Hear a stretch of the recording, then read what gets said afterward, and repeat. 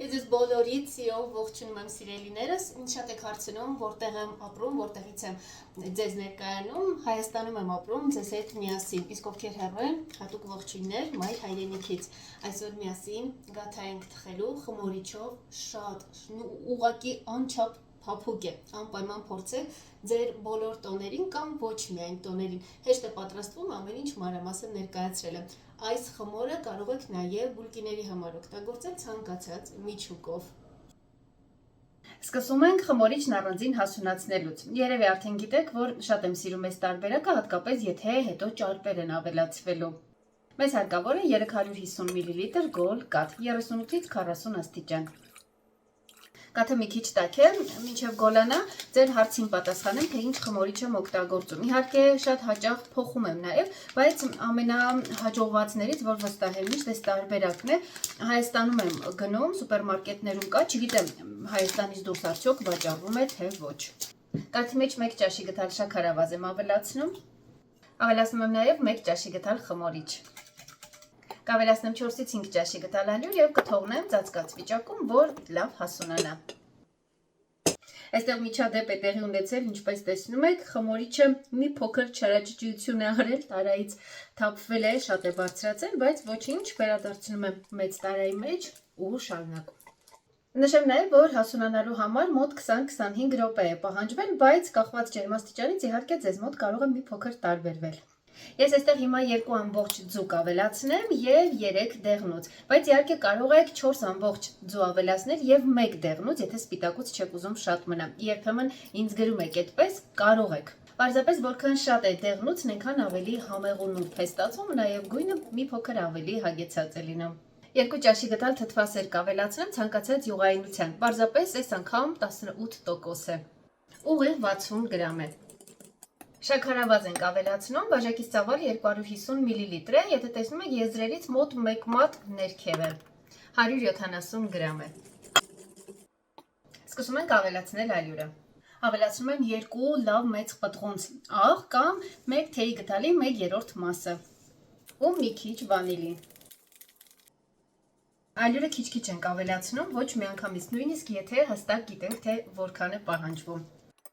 Շատ ալյուր չենք ավելացնում, մի քիչ միայն, որպեսզի ստանանք այսպիսի թույլ զանգված, լրիվ ջրիկ չէ, բայց նաև պինդ չէ, որպեսզի ձեռքի նման հարիչով հնարավոր լինի մի փոքր հարել։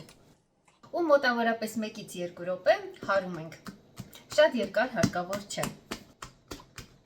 Ավելի երկար ու շատ հաճախ նաև ձեռքի էլեկտրական հարիչով պատրաստում եմ օրինակ փքաբլիթների կամ այն բարձր բուլկիների համար, կարող եք իմ ալիքում տեսնել, դրանք իսկապես շատ փքված են ստացվում։ Իսկ այստեղ դրա կարիքը չկա, մեզ միայն մի փոքր թեթևություն է հարկավոր, խմորիչի գլուխը պտտվեց, հիմա մի փոքր հանգիստ կթողնենք, մոտավորապես կրկնակի պետք է զանգվածը բարձրանա, հետո կշարունակենք։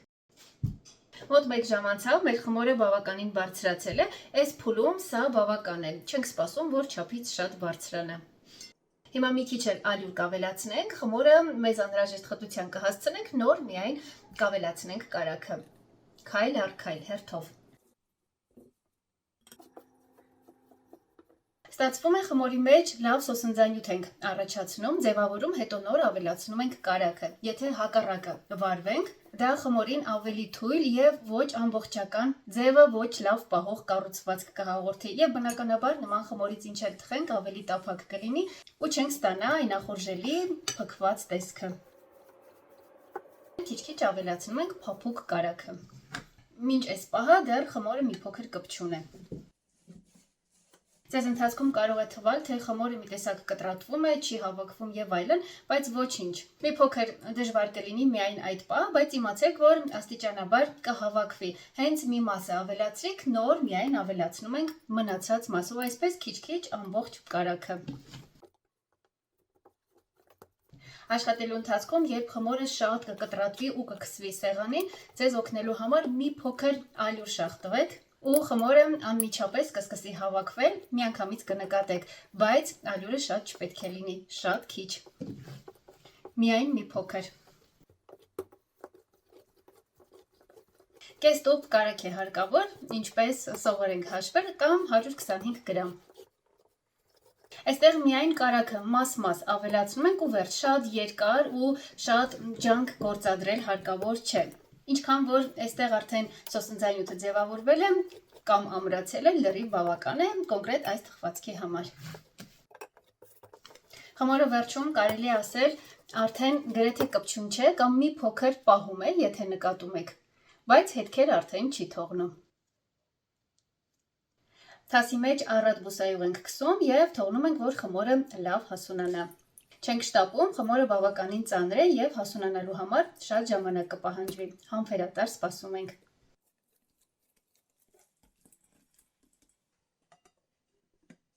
Էլ ինչ հայկական գաթա, առանց խորիզի, անցանք գործի։ Մաղածալյուրին կավելացնեմ 1 պտղունց աղ և վանիլին։ Ավելացնում եմ նաև շաքարավազը։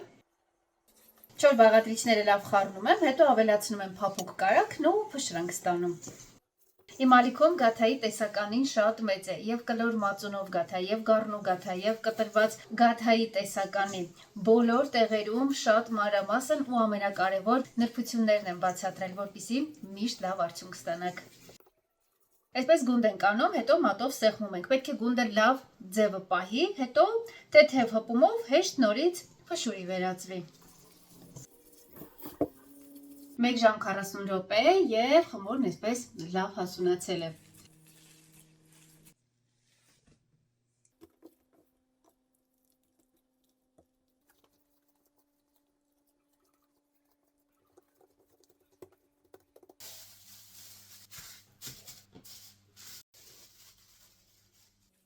Սկսում ենք ձևավորել, աշխատում ենք ինչպես ցուցադրում եմ։ Խմորը բացում ենք հիմա, աշխատում ենք անել այնպես, որ որքան դեպի ծայրերը գնում, այնքան ավելի բարակ լինի, իսկ մեջտեղում կենտրոնի մասում ավելի հաստ։ Գրտնակ չեմ օգտագործում, միայն ձեռքերով, խմորը շատ հեշտ է ենթարկվում ու աշխատելը շատ հեշտ է։ Ժողովուրդ ջան, մեր խմորը ուղղակի հրաշք է, նկարագրել դժվար է, շատ փափուկ է։ Իսկ վերջում նորից ձեռքերով էլի մատներով զգուշությամբ աշխատում եմ միջուկը հավասար տարածել ներսում, մինչև եզրերը, որքան հնարավոր է։ Ահա թե ինչի համար է հարկավոր, որպեսզի խորիզը ոչ շատ խոնավ լինի և ոչ էլ շատ չոր, որպեսզի և գնդերի չվերածվի սեղմելիս և հավասար տարածվի։ Հիմա թաղանթով կծածկեմ ու կթողնեմ, որ վերջին անգամ հասունանա։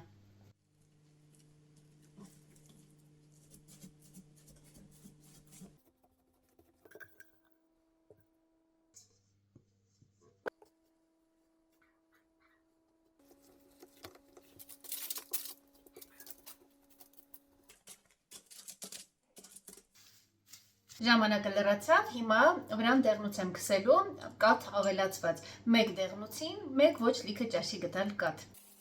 Ինձ մոտ այստեղ 2 դեղնուց է։ Պատարագաղով նախշեր կանեմ ու անպայման կծակծկեմ, սա պարտադիր է, որպեսզի խմորը խորիզից չառանձնանա։ Առաջին արդեն պատրաստ է, թխվել է 18 րոպեում, ջերմաստիճանը միջինը 180 աստիճան, նախապես տաքացված ջեռոցն ենք դնում և սպասում ենք մինչ կարմրի։ Եվ նշեմ նաև, շատ եք հարցնում, առանց կոնվեկցիայի եմ թխել։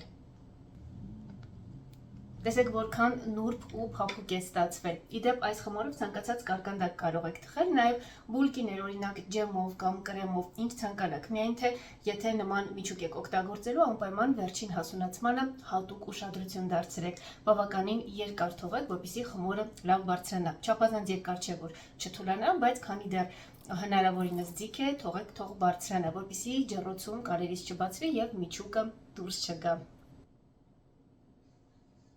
Գաթան չափազանց քաղցր չի ստացվում, չնայած որ ինչպես տեսակ բավականին շատ շաքարավազ կա խմորի մեջ, բայց և միջուկի, խորիզի և խմորի քաղցրությունը միմյանց լրացնում են ու չափազանց քաղցր չի ստացվում։